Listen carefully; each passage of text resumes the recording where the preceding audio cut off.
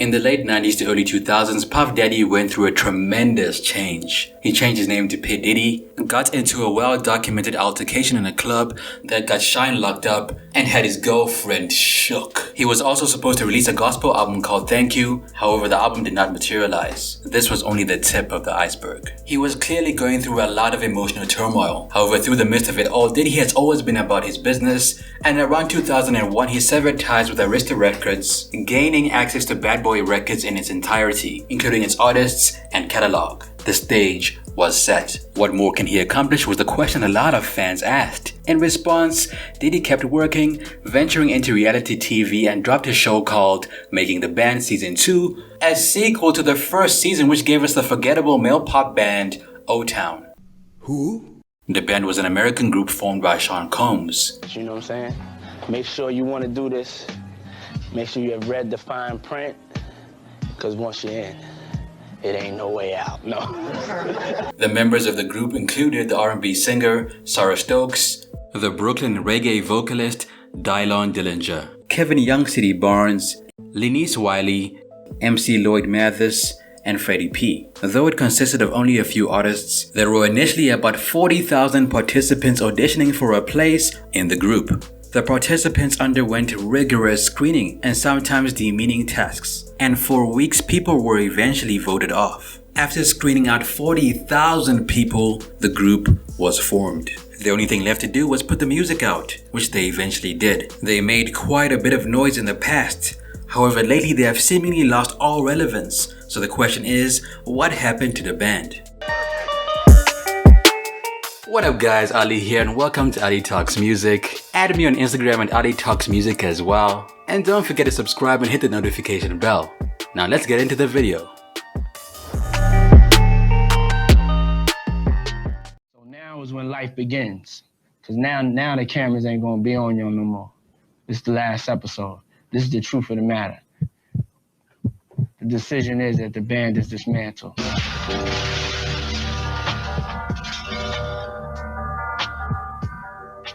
After Diddy formed the group began working on their first and only album, Too Hot for TV. Because Diddy had a well-established reputation in the game, and because the band was making a lot of noise, Too Hot for TV was instantly devoured by the fans when it came out. Sales began building immediately after it came out, and it was eventually certified gold by the RIAA. On the US Billboard Top 200, it was one step shy from sitting atop of the chart, while on the US R&B hip-hop chart, it was spotted on the first position. The album spawned two singles, namely Tonight and Bad Boy This, Bad Boy That. Bad Boy This, Bad Boy That was one of the group's most popular singles, as it made it to the top 50 on the US Billboard Hot 100 singles chart. Now let's talk about the TV show for a second. MTV documented the group's story right from audition to its end. And according to them, one of their most popular episodes has to be the one involving the infamous cheesecake. I'm starving too. You know something? I want me a piece of cheesecake. Do you know where to get the cheesecake spot is at? Yeah. Essentially, the incident began because Diddy felt like the group was becoming more complacent, enjoying the lavish side of celebrity life instead of working on music. As a result, Diddy decided to humble his team, putting them through a hefty initiation phase. One thing he made the band do was walk through Manhattan for hours on end in order to bring him back some cheesecake from Junior's. When Diddy made the request, or should I say order, it caused an instant eruption of emotions. Annoyance filled the atmosphere. However, despite the band's apprehensive feelings to not follow Diddy's orders, they had no choice but to do so, because essentially Diddy was trying to teach them a lesson, one that centers on not taking things for granted. When the group got to Junior's, the store was closing. However, despite their bad timing, they were finally able to get their hands on the elusive cheesecake. After dropping the cheesecake on the way back to Diddy, the group had to return to Junior's once more, and this time they made sure to keep it safe. When the band returned to the studio, they were exhausted. Luckily, the worst was over. Their triumphant return with the cheesecake was supposed to be a great moment. However, much to their dismay, Diddy was nowhere to be found when they got back to the studio, annoying most of the members in the group. When Diddy was gone, when we finally got back to the studio, I wanted to cry. Honestly, my feet felt broken and my knees felt like all the cartilage was gone. My hands were frozen on the cheesecake I was holding. I ended up getting one for myself though, and I still have the shoes that I walked to Brooklyn in. From my perspective, the group members had every right to be upset at Diddy, because to put it bluntly, his request was not a good look for the group. If you think about it, Making the Band Season 2 came out in the early 2000s. Around this time, gangster rap was still prevalent on local and international radio stations, making it difficult for non-tough guy rappers to exist. Some did, but it wasn't the norm. Nas's Godson came out in 2002, so did The Eminem Show, and Jay-Z's The Blueprint 2. All classics in my opinion. However, the question is, if someone commanded Jay-Z, Nas, or Eminem to walk for hours on end in order to achieve a piece of cheesecake, would y'all still respect them, or would they appear as workers, dancing to the tune of their master's piano? Now I understand that Diddy was trying to do the right thing. The band was swiftly getting lost in the fast life, forgetting where they came from. However, his methods of instilling humbleness into his group was not the greatest, because it made them look like puppets instead of rappers that could stand on their own. Now let's take a deep dive into the members of the band. Now let's talk about Ness. Lloyd Mathers, popularly known as Elliot Ness or simply Ness, was one of the most productive and efficient members of the group. Sean noticed his work ethic right away, and he usually referred to him as the captain or leader of the crew. Now Ness didn't have the best of everything while growing up. He grew up in an environment that most people will consider impoverished. But like his rap predecessors, Jay-Z, 50 Cent and Ludacris, he didn't let the environment that he grew in define him. Fortunately, he got a lot of encouragement from both his mother and friends. This gave him the push to continue to develop himself musically. Now Ness's career began around 1984 as a hip-hop, R&B and breakdancer who competed in local talent shows and artist showcases. Emulating Michael Jackson, Ness realized that he had a rare talent for captivating an audience. Along with dancing, Ness had a passion for rhyming. He was inspired by rap groups like KRS-One, A Tribe Called Quest, artists like Big Daddy Kane, Eric B, and Rakim. With the influence of these artists, Ness began honing his skill. Ness's voice and manner of rap was unique from the time he was in his preteens. When he was barely 12 years old, he was recruited by Mickey Davis, who was a locally known member of a rap group called Bum Rush. While working with Davis, Ness gained a lot of exposure. Although he had a mother that was highly supportive of his hobby, she was particular about his education, especially since he had been accepted into Central High School, the #1 college prep high school in Philadelphia. Despite his mother's urgings, Ness had other plans, ones that did not include a college education. Like I said earlier, Ness was the leader. He was faithful and committed to the label and music itself. He was always on time for group appearances and rehearsals. He caused little to no problem for Diddy, except for the times that he would get into physical altercations with Fred.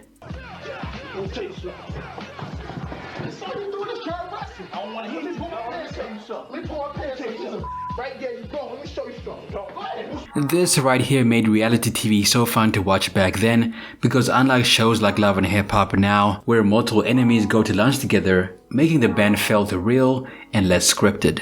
Even after the group broke up, amongst all his group members, he remained consistent and faithful with dropping music. Now Ness was a valuable asset to the group, so much so that Puffy kept him on his label Bad Boy South with Babs. The duo then went by the name Bonnie and Clyde. Ness and Babs together as a group never released any singles as a duo. Nevertheless, Ness released several singles under the record label Bad Boy South, with My Hood being his biggest hit.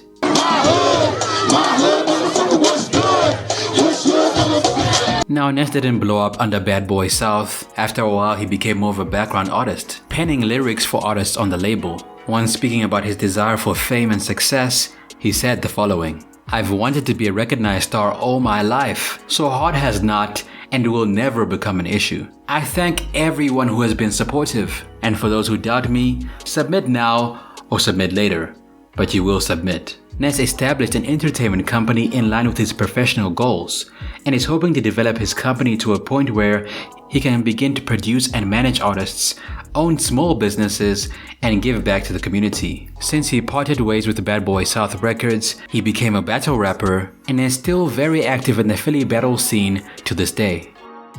The first question is asked, will you take the vaccine? I sit back and watch the shit on my flat screen. Trump and COVID-19, it was a tag team. The pandemic was a get to the bag scheme. The sad thing is they gonna force you to take the shit.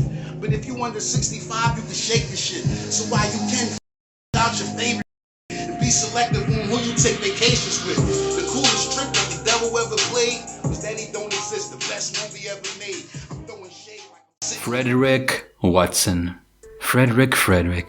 Frederick Watson, popularly known as Freddy P, hails from Miami, Florida. During his time in the group, he was a team player and an easygoing person. However, one of his major flaws was his short temper. He always got into physical and verbal altercations with Ness and Choppa, but he was grown enough to not hold on to grudges. After the Too Much for TV tour, Fred's perspective on life changed. No longer satisfied with a fast life and not necessarily enjoying the entertainment industry as a whole, Fred decided to leave the group because he felt like he was missing out on family life and didn't think the entertainment industry was worth it. Tell him to cut me, dog. Now, according to Fred, there's a darker reason why Puff doesn't mess with him anymore. The truth is, Puff threatened to do bodily harm to him, forcing Fred to almost make the worst move of his life. He wanted to end Diddy's life. Fred waited for hours outside of the studio in the hopes of catching Puffy on the way out. However, luckily Puffy was able to exit the building without being noticed.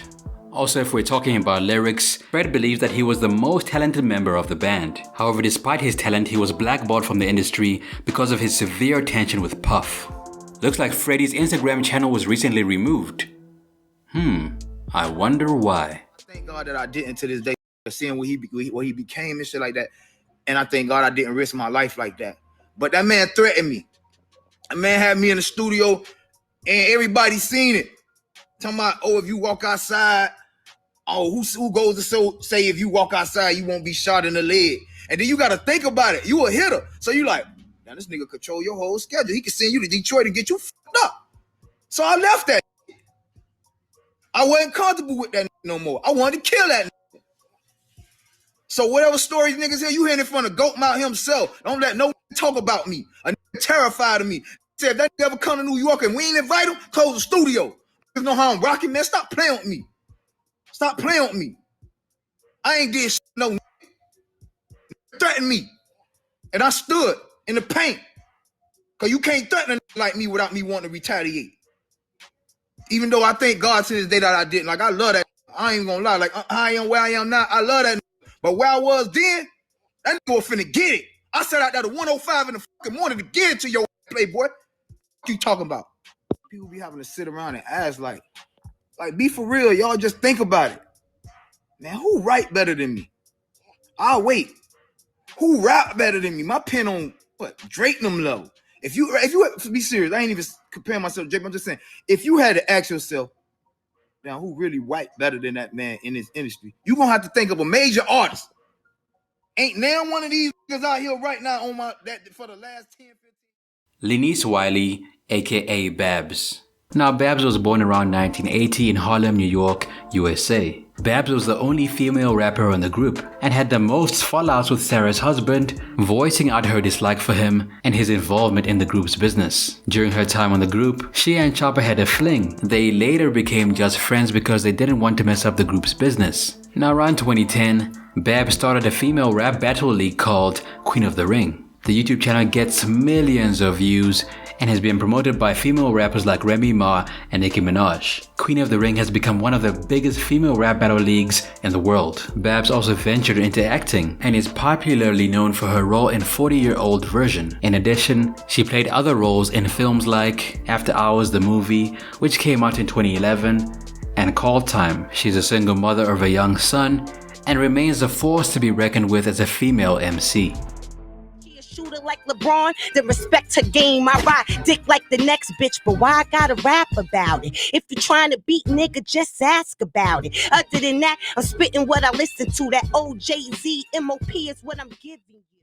Out of the 40,000 participants who Sean Combs favored, Dailon Dillinger stood out, and not for the right reasons. But we'll get into that a bit later. Growing up as a child, Dailon was always exposed to both Caribbean and American culture. He did part of his schooling in the Caribbean and part of his schooling in New York City. At a very early age, he was a reggae and hip-hop DJ for a while before returning to his first love, writing music. Before auditioning for MTV's Making the Band, Dailon founded a local studio and had recorded over 80 songs, sold demos, and performed showcases. While on the group, Dailon was known to be the group's problem child and was always a problem for Puffy. Before Dailon joined the group, he was extremely close to going to jail. However, Puffy saved him. Puffy wrote a letter to the judge claiming that Dailon was selected for a greater purpose, to be part of the band. Saving Dailon was a gift and a curse for Puffy, but in the end it became more of the latter. Dailon would miss shows and would also be absent during rehearsals and appointments. Now, what everyone soon discovered on the show was that Dailon was lazy. He would use his probation as an excuse to not do work, putting his workload on the rest of his teammates. Okay.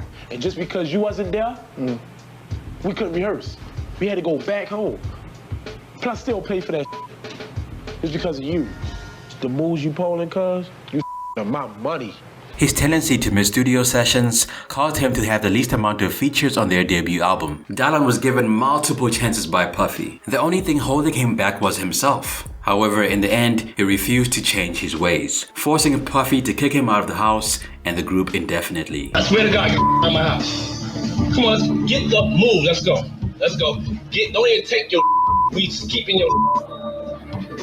After being kicked off the show, Dailon embarked on 2 successful United States tours, various shows in the Caribbean, and released mixtapes that have been very well received by music lovers. He released a mixtape in 2010 titled Let the Music Talk. The mixtape had very little promotion, so when it came out, it received a modest following on Facebook, gaining about 10,000 listeners in 1 month. During his career, he entered into a partnership with Expat Records. It was here that he worked on several releases for his fans and music lovers to embrace. Dailon was supposed to release an official record through Expat Records, however it did not materialize. He is currently a DJ and recently released the single She's a Murderer just in time for the summer vibes.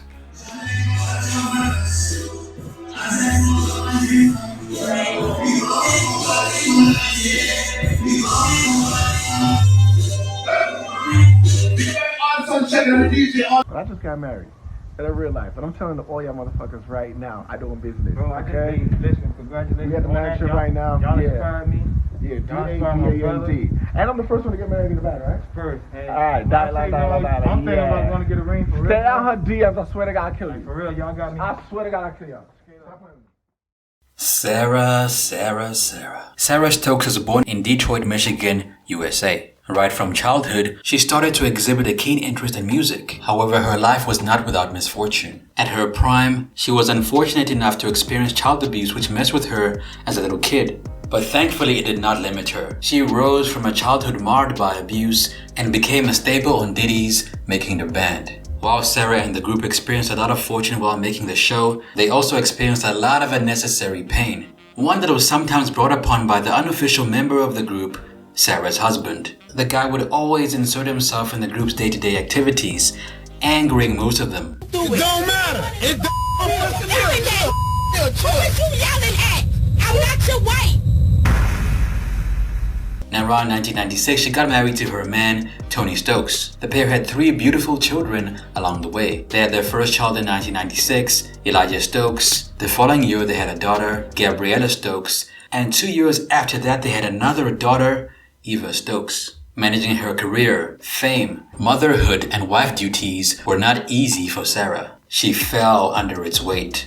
Her husband Tony Stokes wasn't even helping the situation, as he made issues between her and her group members, going as far as interfering with the business affairs of the group. And he didn't just stop there. Going unchecked, Tony Stokes became co-manager of his wife. He pushed for a solo image by scheduling individual interviews and hiring a separate publicist for her. Sean Combs had to intervene, and as a result, he banned Tony from being around the group and its business. Sara's solo career also went down the drain, and according to Puffy, that happened because there were too many problems between Sara and her husband. The couple remained married for over a decade, and it was far from bliss. They constantly made headlines for domestic abuse charges, which eventually led to the arrest of Sara Stokes. One of her lowest points in life began when her husband, whom she was married to for over a decade, gave up on their marriage and filed for divorce. She dived deep into abysmal lows, attempting suicide several times. She also drank a lot and engaged in abusive behaviors, one of which earned her jail time on charges of domestic violence involving her and her husband. During an argument in their home, Sara allegedly stabbed her husband in front of their 3 children. During the altercation, Sara also received bruises around her left eye and a broken nose. And when asked about what happened to her face,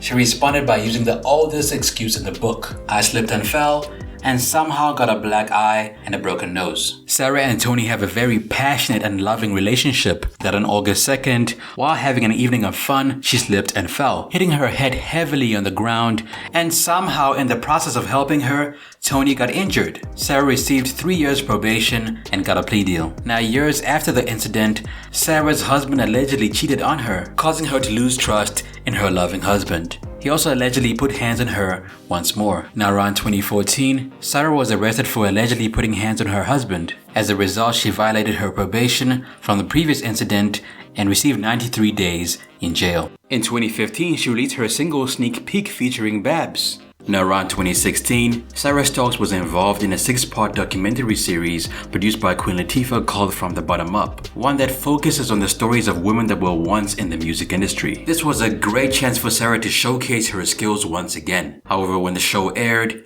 Sara was not happy. After noticing how she was portrayed on the show, Sara was livid, claiming that BET made her look like a man-beater instead of the quote-unquote classy lady that she is. Around 2016, she released her single called Fragile Heart, and it looks like she started to seriously post on her YouTube channel in 2018, but stopped shortly thereafter.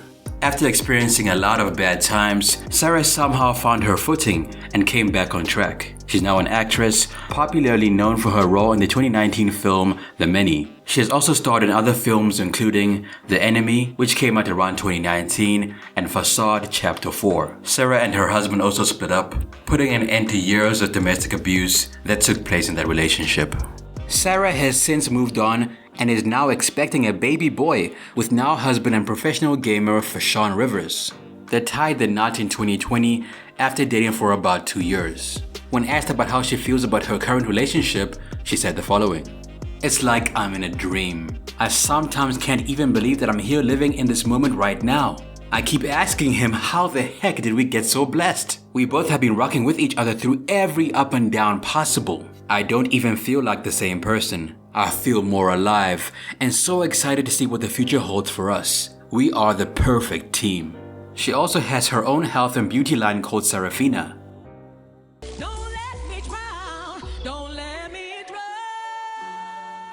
Now let's talk about Choppa. Now everyone who watched Making the Band Season 2 knows that Young City was the youngest member of the group. Due to his age, he was loud, opinionated, and loved being the center of attention. People would call him immature. However, there's no denying the fact that he was one of the most lit members of the group. Since all the fans was chasing me, I said to myself, okay, watch this.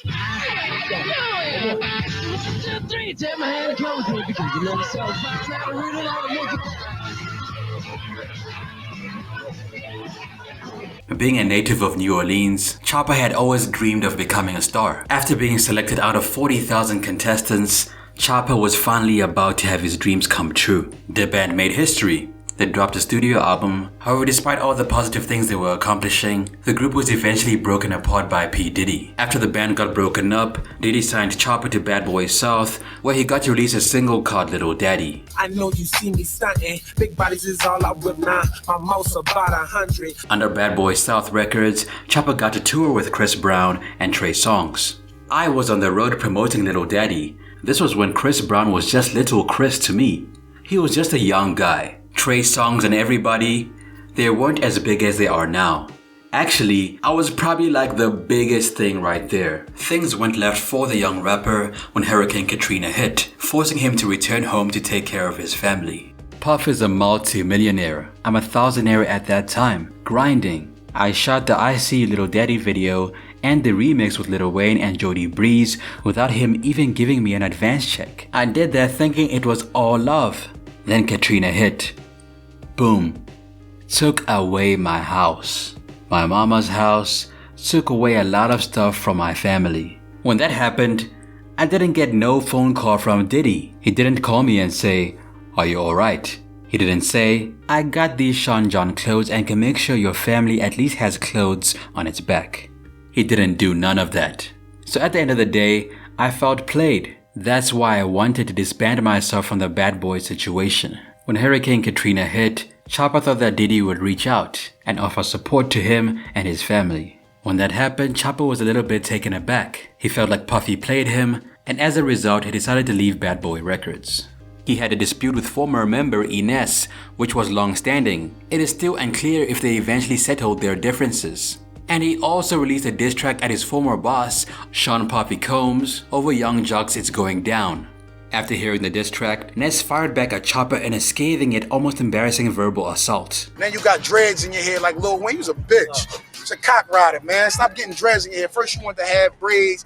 Then when you met me, you wanted to wear fitties and a headband with the armbands. Clearly, the beef between both artists was bigger than making the band and had the potential to bleed out into the streets. Choppa also fired back at Ness in a hilarious 10-minute plus video, one where he got to wear a suit that was obviously too big for him. You ought to be ashamed of yourself. I'm mad your mama made your fat ass, your ugly ass. You know what I mean? These niggas did making the band and got nothing to show for it. What the fuck they do that at? I'm a motherfucking young boss, believe that. He later went on to be affiliated with Birdman, Wayne and Cash Money Records. He did drop a mixtape during this time period called MOE, Money Over Everything. In essence, Choppa's career didn't really take off under Cash Money, especially considering he had a minor issue with Lil Wayne. Baby ain't gonna put Choppa before Wayne. Of course, he made a decision that he ain't gonna be able to do it because me and Wayne ain't cool. No, I don't fuck with Wayne because he's sensitive. Shout out to the whole Cash Money though. Choppa then decided to start his own record label called MOE. Now Choppa did have a few brushes with the law. Around 2007 he got arrested for armed robbery. After getting caught speeding, the police officer realized that Choppa had an outstanding warrant from his time in Baltimore, where he lived as a teen. He was confined in Gwinnett County Jail without bond, while he awaited extradition to Maryland. The artist was locked up for 2 months before appearing in front of a judge and received 2 years probation. Around 2012, Choppa got in trouble once again, however this time he faced life or death consequences. While driving through the streets of Michigan, he noticed that he was being followed and pulled into a gas station. The assailant then followed him onto the premises and let off a few rounds, one of which hit the young rapper in the leg. He acted like he was walking past me, and I seen him reach for a strap. He started shooting at me, and he shot inside my Lamborghini, and he hit me on my side. He looked at my jewelry, but I gave him that look like, "You're gonna have to kill me if you want this." The assailant then fled the scene with nothing in his possession, giving Choppa enough time to make it to the hospital, where he was able to charge his phone and call for backup. "You shot me for nothing." "I didn't do nothing to you, dog. I'm just a young dude trying to do my thing." I just felt like it was an unnecessary crime. This incident forced Choppa to change his life, putting the life of negativity behind him in favor of greater endeavors. Now around 2018, Choppa decided to do business with Diddy once again and signed with Bad Boy Records. Choppa had a mixtape series called MOE. He's still dropping music. In fact, one of his latest mixtapes is called X in My Feelings O, and another is called Sex, Drugs, and Stripper Poles. The cut niggas off the team. I am the crop and I am the cream, like a one-man band living in his dream.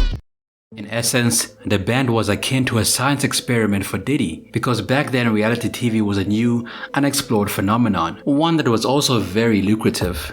As an observer of this emerging market, Diddy capitalized on it and gave us a show that is not just entertaining, but one that is still referenced in pop culture to this day. It was a win-win situation for everybody involved. Every member of the band benefited from being on the show. They were nobodies before it, and are only known to this day because of making the band. Now around 2019, there were rumors of a possible reunion of the band. Pictures were taken. In fact, Diddy took a picture with Babs and Dailon, further igniting the rumors of a possible reunion. Dailon went onto Instagram and said the following: "When you need me, I'm there. Let's work." Babs also had something exciting to say. At Brooklyn, Babs, #2020, #making the band too. I can't wait. Now the reunion didn't take place, mostly because the members of the group are all doing separate things in their lives. The members of the band didn't become the superstars we thought they would become. However, they made history, joining the ranks of artists signed to Diddy, whose talent and energy got absorbed like Gohan in the Boo Saga. Awesome! Bad boy, so don't play with the team. Bad boy, so don't play with the team. Bad boy, so don't play with the team. Listen,